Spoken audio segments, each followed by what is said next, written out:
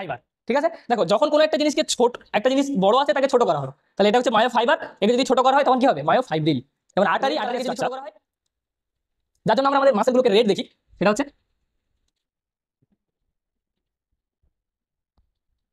এরা অক্সিজেনকে ধরে রাখে। আমরা যেমন locomotion and movement, lecture number 4। দেখো আমরা লেকচার নাম্বার 3 পর্যন্ত স্কেলিটাল সিস্টেম সম্পর্কে পুরোপুরি জেনে নিয়েছি, যে আমাদের কোথায় কোথায় কোন কোন স্কেলিটাল সিস্টেম আছে। এবার এই স্কেলিটালের সঙ্গে যে মাসেলগুলো অ্যাটাচ হয়ে থাকে তাদেরকে বলা হয় স্কেলিটাল মাসেল। আর আমরা এই স্কেলিটাল মাসেলগুলোকে মুভ করতে পারি। একটা এক্সাম্পল যদি আমরা নিই, দেখো সাপোজ এটা আমাদের একটা হাত।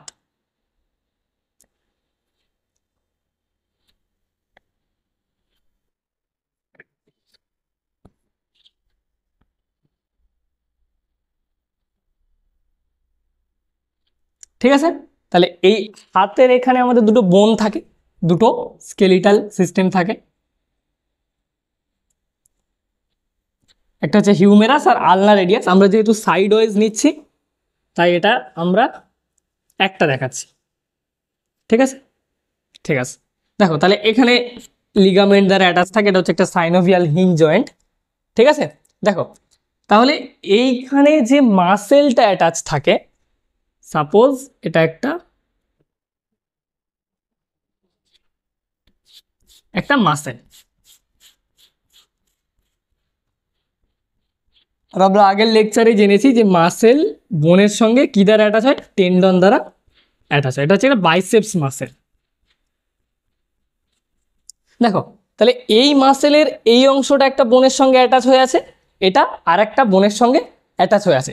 এখন যদি আমি এই মাসেলটাকে কোনোভাবে কন্ট্রাক্ট করতে পারি, এই মাসেলের লেন্থটাকে যদি কোনোভাবে ছোট করতে পারি, তাহলে আমরা আমাদের অর্গ্যানগুলোকে মুভ করতে পারবো, আমরা আমাদের ইচ্ছে মতো কাজগুলোকে করতে পারবো। তাহলে আমরা আমাদের হাতকে এখান থেকে এভাবে আনতে পারি কেন? আমরা আমাদের সব কিছুকে মুভ করতে পারি, এর কারণ হলো আমরা স্কেলিটাল মাসেলের লেন্থগুলোকে পরিবর্তন করতে পারি। স্কেলিটাল মাসেল কন্ট্রাক্ট করে, তাই আমরা আমাদের ইচ্ছে মতো কাজগুলোকে করতে পারি। আমরা আমাদের ভলেন্টারি মুভমেন্ট অর্থাৎ নিজেদের ইচ্ছা মতো কাজকর্ম করতে পারি, এর কারণ হলো আমরা আমাদের স্কেলিটাল মাসেলকে কন্ট্রাক্ট করতে পারি। ঠিক আছে, তো if we contract the muscle hand move, মানে আমরা যদি আমাদের মাসেলটাকে কন্ট্রাক্ট করতে পারি তাহলে আমরা আমাদের হাতকে মুভ করতে পারবো। ঠিক আছে, তো দেখো যদি আমরা মাসেলটাকে এভাবে কন্ট্রাক্ট করি তাহলে আমাদের হাতটা এরকম চলে আসবে।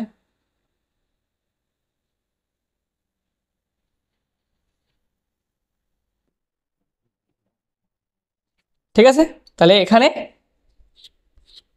বোন ছিল, বোন থাকবে, আর এখানেও বোন ছিল, বোন থাকবে, আর যে মাসেলটা আমরা কন্ট্রাক্ট করেছি সেটা এখানে এরকম ফুলে যাবে।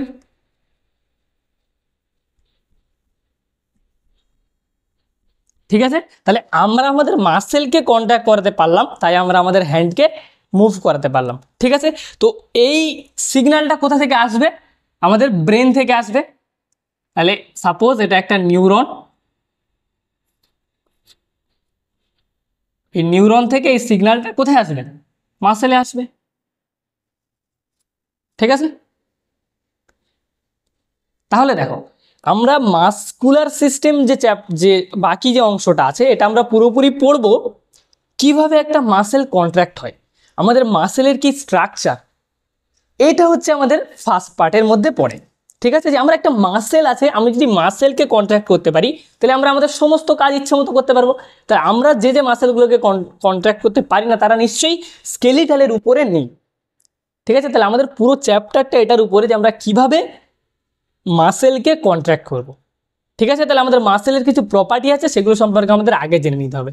যে আমি যদি মাসেলকে কন্ট্রাক্ট করতে পারি তাহলে আমি আমাদের সব কাজ করতে পারবো। আমরা এখানে এটাই দেখবো যে আমাদের মাসেলের কি স্ট্রাকচার আর কিভাবে আমরা মাসেলকে কন্ট্রাক্ট রিল্যাক্স করি। ঠিক আছে, দেখো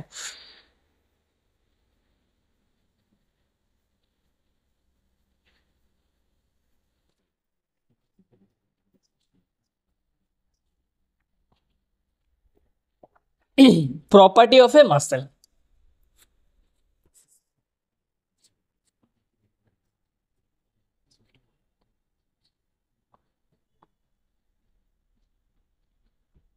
দেখো আমাদের এনসিআরটিতে লাইন আছে প্রপার্টি অফ এ মাসেল হচ্ছে মাসেলের চারটে প্রপার্টি।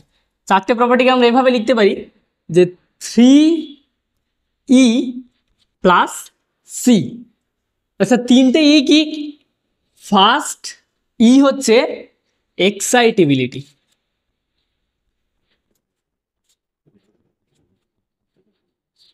ঠিক আছে, এক্সাইটেবিলিটি। তাহলে এক্সাইটেবিলিটি জিনিসটা কি?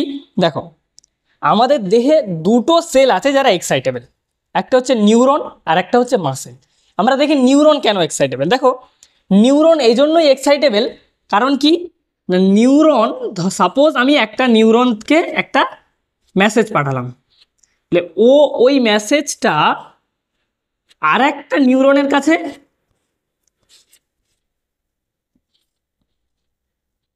পৌঁছে দিতে পারে, মেসেজটা আরেকটা নিউরনের কাছে পৌঁছে দিতে পারে। এজন্য কি না নার্ভ সেল এক্সাইটেবল, ঠিক আছে। তাহলে মাসেল কেন এক্সাইটেবল? দেখো আমরা সাপোজ একটা মাসেল গুচ্ছ আছে এখানে,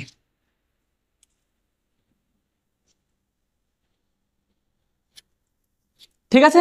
তাহলে এই মাসেল গুচ্ছের মধ্যেও একটা মাসেল থেকে আর একটা মাসেলেও এরকম সিগন্যাল চলে যেতে পারে। মাসেলও তার নিজের এক্সাইটেবিলিটিকে স্প্রেড করতে পারে, ঠিক আছে।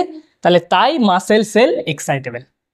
এই নিউরন যেরকম একটা নিউরন থেকে আরেকটা নিউরনের সিগন্যাল যেতে পারে, ঠিক সেরকম মাসেলের মধ্যেও যে সিগন্যাল স্প্রেড করতে পারে।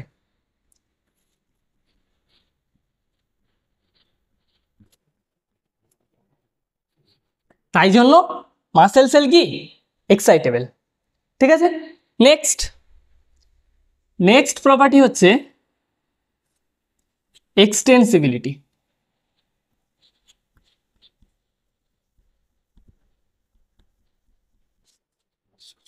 ঠিক আছে, এক্সটেন্সিবিলিটি মানে কি, সাপোজ আমাদের মাসেল লেন্থ যদি এরকম হয়, তাহলে এর লেন্থকে কি করতে পারে, বাড়াতে পারে। তাই জন্য কি মাসেল সেল এক্সটেন্সিবল, ঠিক আছে। নেক্সট প্রপার্টি এক্সটেন্সিবলের পরে ইলাস্টিসিটি।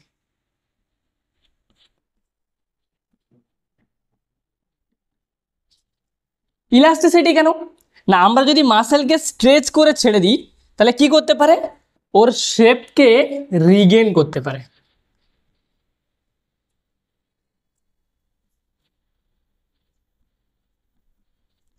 শেপ ক্যান রিগেন, তার জন্য মাসেল সেল কি ইলাস্টিক, ঠিক আছে। অ্যান্ড লাস্ট প্রপার্টি যেটা হচ্ছে কন্ট্রাক্টিবিলিটি।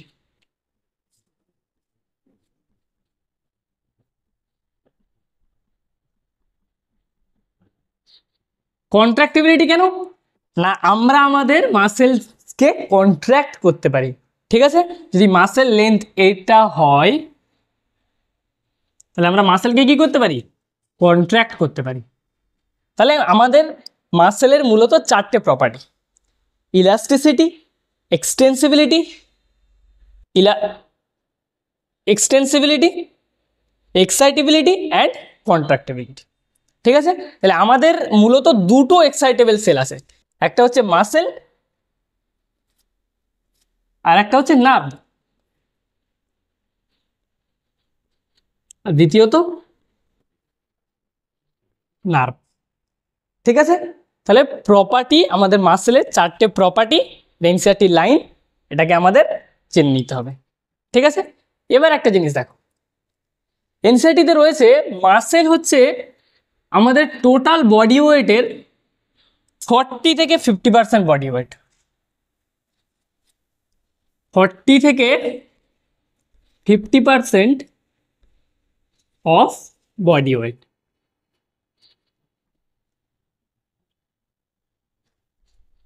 টোটাল বডি ওয়েটের 40 to 50% হচ্ছে মাসেল।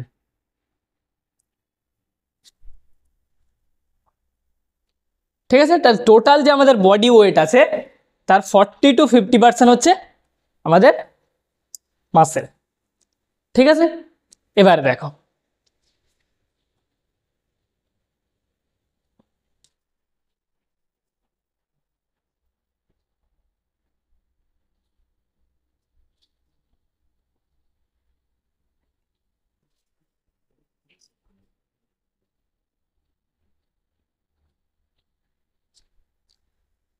আমাদের মাসেলের মূলত কাজ হলো আমাদের বডিতে মুভমেন্ট তৈরি করা। ঠিক আছে, আমাদের বডিকে মুভ করা, মুভ করা না লোকোমোশন করা। আচ্ছা ঠিক আছে, আগে দেখে নিই যে লোকোমোশন কি আর মুভমেন্ট কি।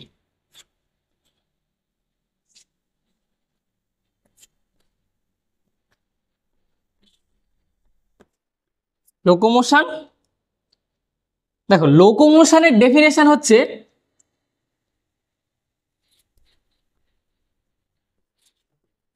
চেঞ্জ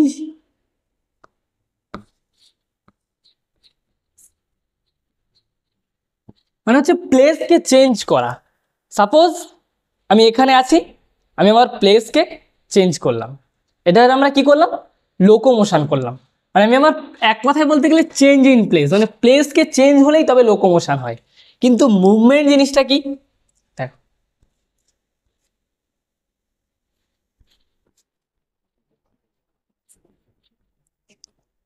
মুভমেন্ট হচ্ছে আমাদের বডির যে কোনো আলোড়নই হচ্ছে মুভমেন্ট। যেমন আমি এখানে দাঁড়িয়ে দাঁড়িয়ে হাত নাড়ালাম, এটা একটা মুভমেন্ট, পা নাড়ালাম, এটা একটা মুভমেন্ট।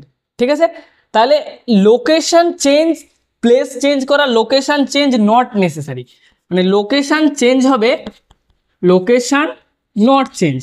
ঠিক আছে, বাট স্লাইডলি মুভ অর্গান, মানে কিছুটা পরিমাণ আমাদের অঙ্গ প্রত্যঙ্গ নাড়াচাড়া করা। ঠিক আছে, স্লাইডলি, স্লাইডলি ভাইব্রেট করা, মানে আমরা এখানে দাঁড়িয়ে আছি কিছুটা নাড়াচাড়া করলাম, মানে স্থান পরিবর্তন হবে না কিন্তু অর্গানগুলো নাড়াচাড়া করবে। ঠিক আছে,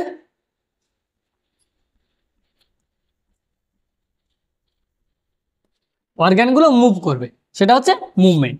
তাহলে আমাকে একটা জিনিস দেখো, তাহলে লোকোমোশন, আমি যদি এখানে একটা প্রশ্ন করি যে প্ল্যান্ট, উদ্ভিদ লোকোমোশন করে নাকি মুভমেন্ট করে? দেখো প্ল্যান্ট তো তার প্লেসকে চেঞ্জ করে না, কারণ লোকোমোশনের সংজ্ঞাতে কি আছে, প্লেসকে চেঞ্জ করতে হবে, কিন্তু প্ল্যান্ট তার প্লেসকে চেঞ্জ করে না। তাহলে প্ল্যান্ট লোকোমোশন করে, করে না, প্ল্যান্ট কি করে, মুভমেন্ট করে। তাহলে এনসিইআরটিতে আরো একটা লাইন আছে দেখো এরকম, যে অল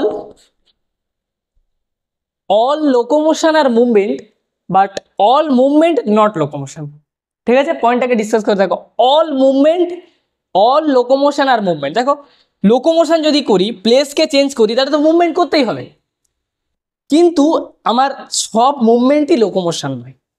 সমস্ত লোকোমোশন হলো মুভমেন্ট, কিন্তু সমস্ত মুভমেন্ট লোকোমোশন নয়। কারণ আমি যদি একটা জায়গায় দাঁড়িয়ে নড়াচড়া করি তাহলে লোকোমোশন হয় না, কিন্তু আমি যদি লোকোমোশন করি তাহলে মুভমেন্ট হবেই। তাহলে কি, all locomotion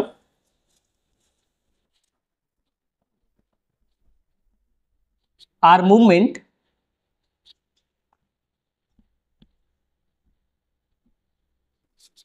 but all movement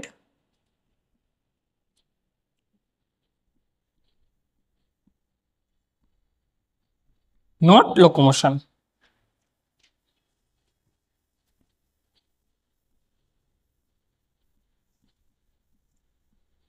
ঠিক আছে, all locomotion are movement but all movement not locomotion. এবার আমরা দেখি স্ট্রাকচার অফ মাসেল। এবার আমরা ওই টপিকটাতে ঢুকবো যে কিভাবে একটা মাসেল সেল কন্ট্যাক্ট করে। ঠিক আছে, দেখি স্ট্রাকচার অফ মাসেল।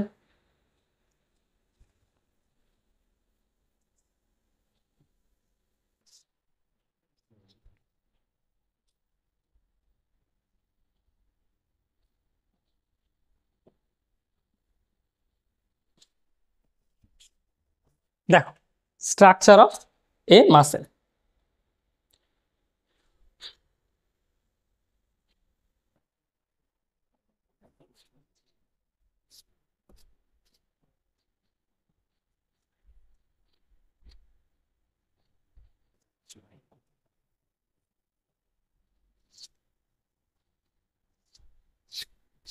দেখো, সাপোজ আমি একটা মাসেল এখানে নিলাম, এটা হচ্ছে আমাদের বাইসেপস মাসেল।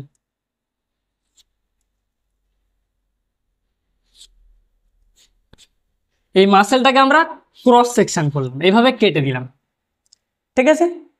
এভাবে কেটে দেওয়ার পরে আমরা যেটা পাচ্ছি সেটা হচ্ছে এইরকম, যে স্ট্রাকচারটা পাচ্ছি সেটা হচ্ছে এইরকম।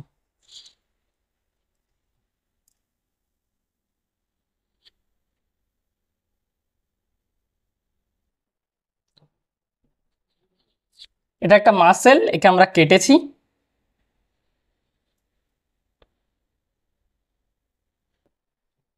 কেটে আমরা এরকম একটা স্ট্রাকচার দেখতে পেয়েছি।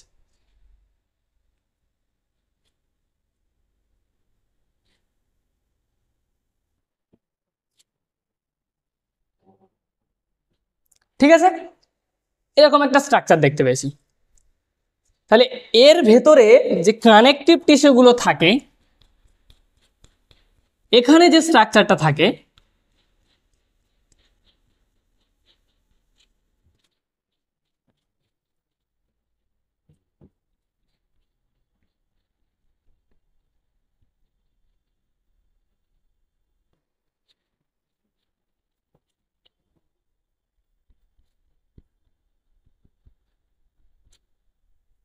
এই স্ট্রাকচারটাকে বলা হয় ফেসিয়া।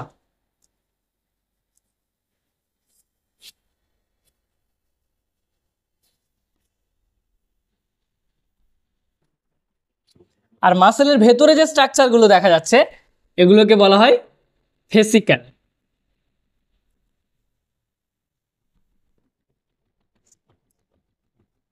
ঠিক আছে, এগুলোকে বলা হয় ফেসিক্যাল। এবার একটা জিনিস দেখো, আমরা যদি ফেসিক্যালটাকে বড় করে দেখি, এটা একটা ফেসিক্যাল, এটাও একটা ফেসিক্যাল। যদি একটা ফেসিক্যালকে বড় করে দেখি,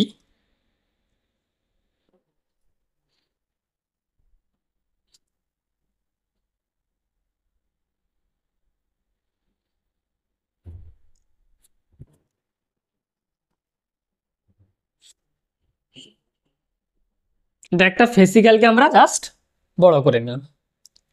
এই ফেসিক্যালের ভেতরে যেগুলোকে পাওয়া যায়, যেটা পাওয়া যায় সেটা হচ্ছে অনেকটা এইরকম।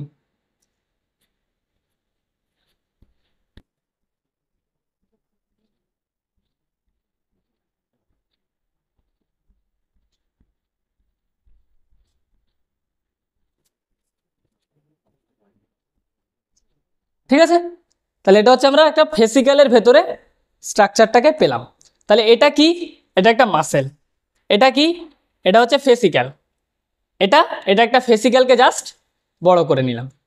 ঠিক আছে, তাহলে এবার দেখো, এই ফেসিক্যালের মধ্যে যে স্ট্রাকচারগুলোকে পাওয়া যায় এগুলোকে বলা হয় মাসেল বান্ডেল। ঠিক আছে, বা মায়ো ফাইবার। দেখো, তাহলে একটা মায়ো ফাইবারকে বড় করে নিই।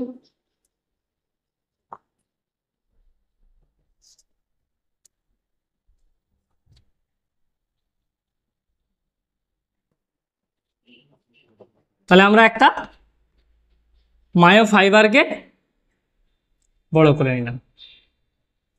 এই মায়ো ফাইবারের যে লেয়ার, যে স্ট্রাকচার, মাসেল সম্পর্কিত সমস্ত স্ট্রাকচারকে বলা হয় সার্কো। ঠিক আছে, এই মায়ো ফাইবারের লেয়ারকে বলা হয় সার্কোমিয়ার, সার্কোলেমা।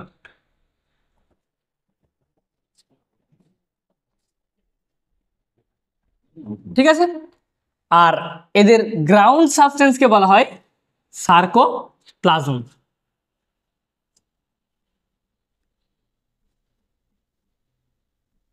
দেখো, মাসেল সম্পর্কিত যে সমস্ত টার্মগুলো আসবে সেগুলোর প্রত্যেকের সঙ্গে আসবে সার্কো। ঠিক আছে, লেয়ার হলে হবে সার্কোলেমা, প্লাজমা হলে হবে সার্কোপ্লাজম, রেটিকুলাম হলে হবে সার্কোপ্লাজমিক রেটিকুলাম। ঠিক আছে, অর্থাৎ সার্কো কথাটা থাকবে মাসেলের সঙ্গে। এবার দেখো, তাহলে এই যে আমরা স্ট্রাকচারটাকে বড় করলাম, অর্থাৎ মাসেল ফাইবার বা মায়ো ফাইবারকে বড় করলাম, এর ভেতরেও এরকম স্ট্রাকচার দেখা যায়।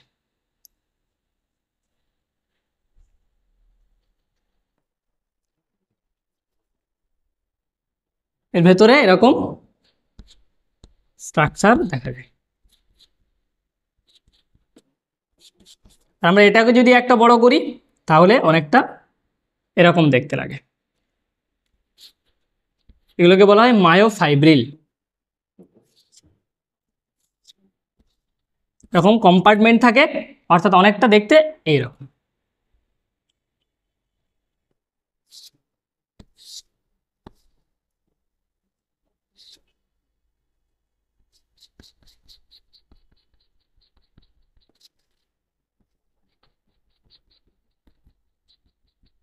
এরকম দেখতে। ঠিক আছে, তাহলে আমরা কোথা থেকে কোথায় গেলাম একটু আবার ক্লিয়ার করে নিই। দেখো, এটা কি ছিল? একটা মাসেল ছিল। ঠিক আছে, তাহলে এটা একটা কি?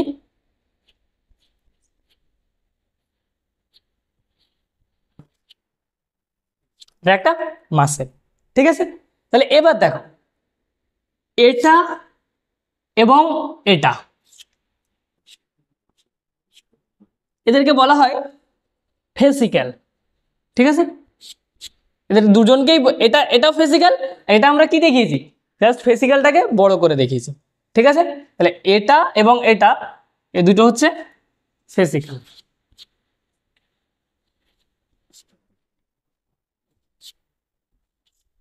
ঠিক আছে, এবার দেখো, তাহলে এটা ফেসিক্যাল, তাহলে এটা এগুলো কি ফেসিক্যাল বলা হয় বা মাসেল বান্ডেল বলা হয়।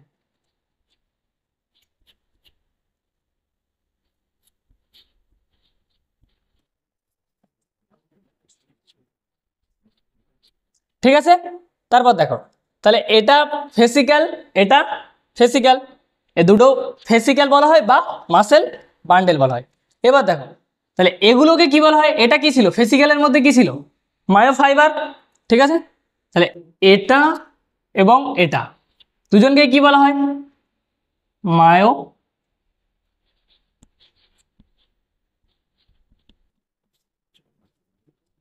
ফাইবার। ঠিক আছে, দেখো, যখন কোনো একটা জিনিসকে ছোট, একটা জিনিস বড় আছে তাকে ছোট করা হলো, তাহলে এটা হচ্ছে মায়ো ফাইবার। একে যদি ছোট করা হয় তখন কি হবে? Myofibril. যেমন আটারি, আটারিকে যদি ছোট করা হয় আটারিওল। ঠিক আছে, তাহলে এগুলো কি? এটা, এটা এবং এটা, এগুলো হচ্ছে মায়ো হাইব্রিড। ঠিক আছে, তাহলে প্রথম থেকে দেখো, সবার ফার্স্ট কি ছিল আমাদের? কন্টেন্ট কি ছিল? মায়োফাইব্রিল। কতগুলো মায়োফাইব্রিল যখন এক হলো, কি তৈরি হলো? একটা মাসেল ফাইবার। মাসেল ফাইবারগুলো এক হয়ে কি হলো? ফেসিক্যাল। কতগুলো ফেসিক্যাল এক জায়গায় হয়ে ফেসিয়া দ্বারা কভার হয়ে কি তৈরি করলো? মাসেল, মাসেল তৈরি করলো। তাহলে এটা কি ছিল? একটা বাইসেপসের ক্রস সেকশন ছিল।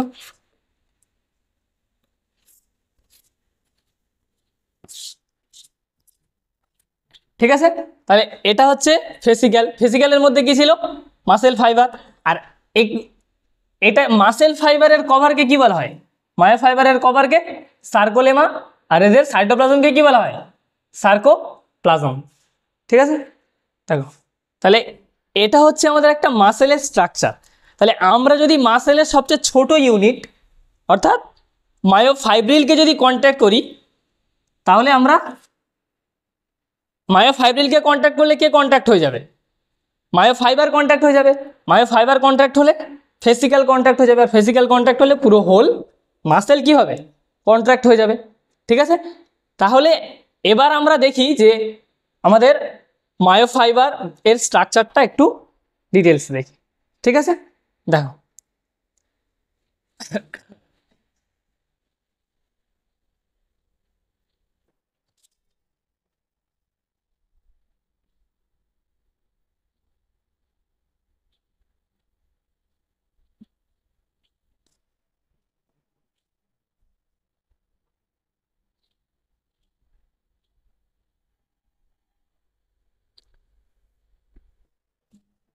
দেখো,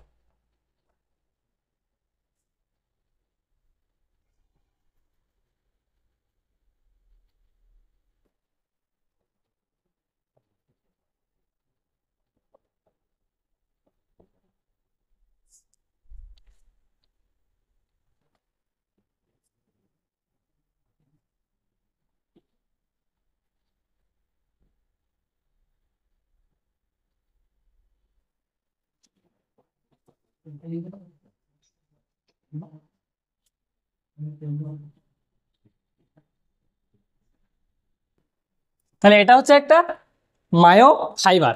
ঠিক আছে, কিরকম ভাবে এসেছিল দেখো, এটা হচ্ছিল হোল মাসেল, এর মধ্যে কি ছিল, ফেসিক্যাল ছিল, ফেসিক্যালের মধ্যে কি ছিল, মাসেল ফাইবার ছিল, আর মাসেল ফাইবারের মধ্যে ছিল মাসেল ফাইব্রিলস। ঠিক আছে, দেখো তাহলে মায়ো ফাইবারের লেয়ারের নাম কি ছিল, সার্কোলেমা। ঠিক আছে, এবার মাসেল ফাইবারের মধ্যে কি ছিল আমাদের, মাসেল ফাইবারের মধ্যে পড়েছিল কি, মায়ো ফাইব্রিল। তাহলে এগুলো হচ্ছে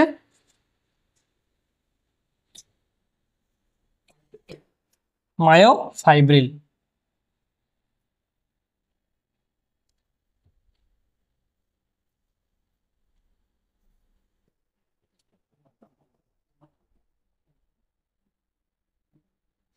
আর এই যে স্ট্রাকচার গুলো ডিপ্রেশন, এগুলোকে বলা হয় টি টিউবিউলস।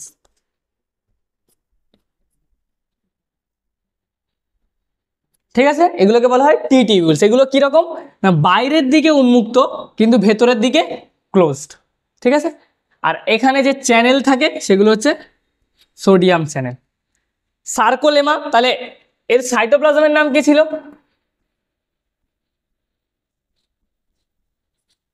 সার্কোপ্লাজম। আর এগুলো এগুলো হচ্ছে মায়োফাইব্রিল।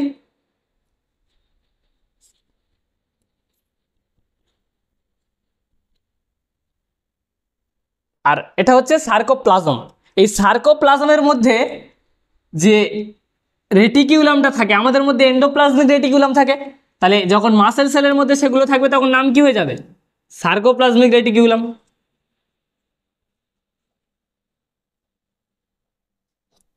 এগুলো হচ্ছে সার্কোপ্লাজমিক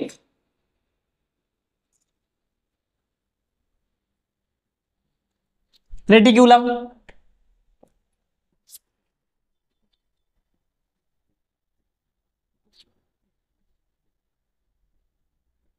সার্কোপ্লাজমিক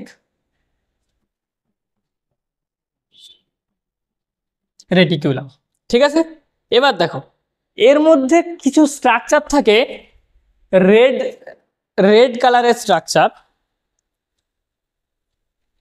যার জন্য আমরা আমাদের মাসেলগুলোকে রেড দেখি। সেটা হচ্ছে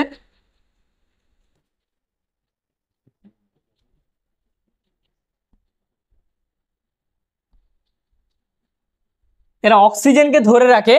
আমাদের যেমন রক্তে থাকে হিমোগ্লোবিন, ঠিক সেরকম মাসেলে থাকে মায়োগ্লোবিন।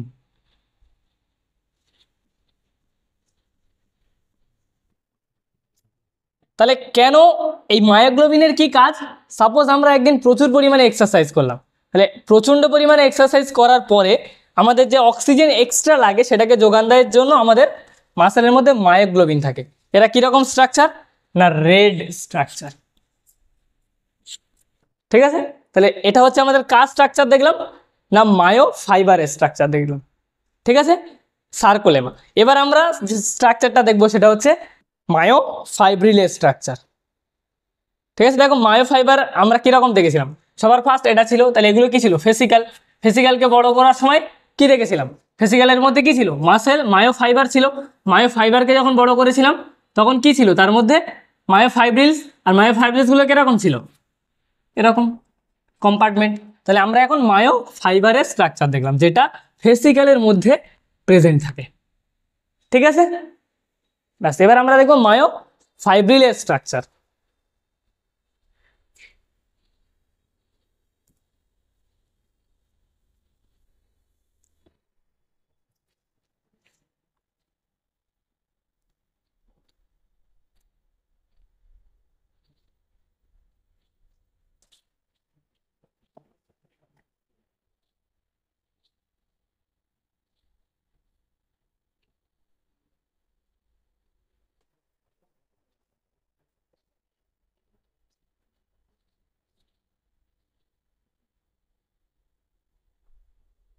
দেখো মায়ো ফাইব্রিল,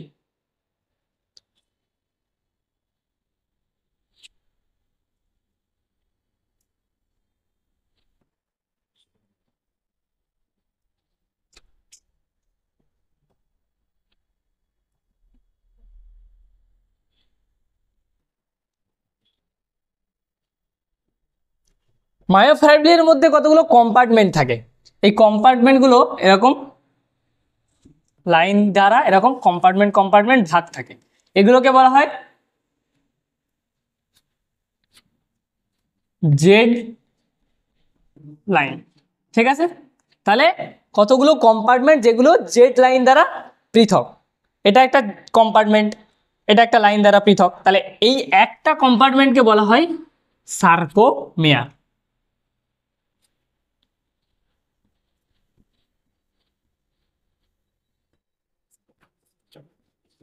একটা কম্পার্টমেন্টকে বলা হয় সার্কোমিয়ার। তাহলে এই জেড লাইনের দুপাশে কি থাকে দেখো, এই জেড লাইনের দুপাশে থাকে হচ্ছে থিন ফিলামেন্ট। ঠিক আছে, থিন ফিলামেন্ট কিরকম, এই জেড লাইন দ্বারা লেগে থাকে এরকম হচ্ছে থিন ফিলামেন্ট।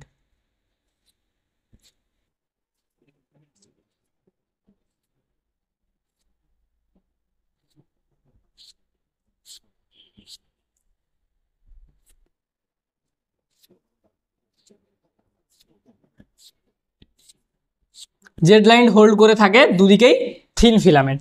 সাপোজ আমি একজন জেড লাইন, আমার দুপাশে দুদিকে থিন ফিলামেন্ট। ঠিক আছে, আর এই থিন ফিলামেন্টের মাঝখানে যে স্ট্রাকচারটা থাকে সেটাকে বলা হয় থিক ফিলামেন্ট। এগুলো হচ্ছে থিক ফিলামেন্ট।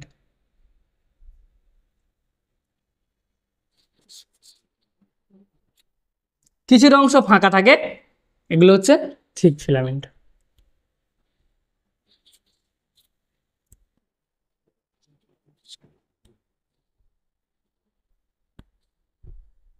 সেম স্ট্রাকচার এখানেও থাকে।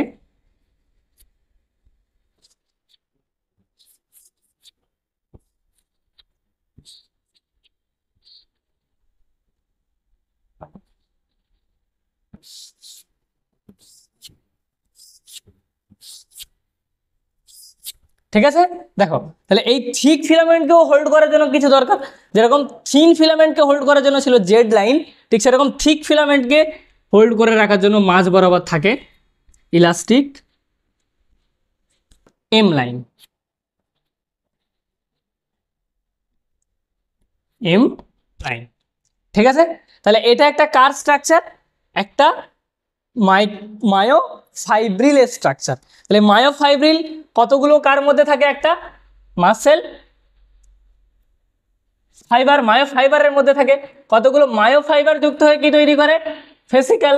আর ফেসিক্যাল গুলো কতগুলো ফেসিক্যাল নিয়ে কি তৈরি হয়, মাসেল মাসেল তৈরি হয়। দেখো এই ছকটাই মনে রাখা সব থেকে বেশি ইম্পর্টেন্ট, যে আমরা এখন কার স্ট্রাকচার আঁকলাম।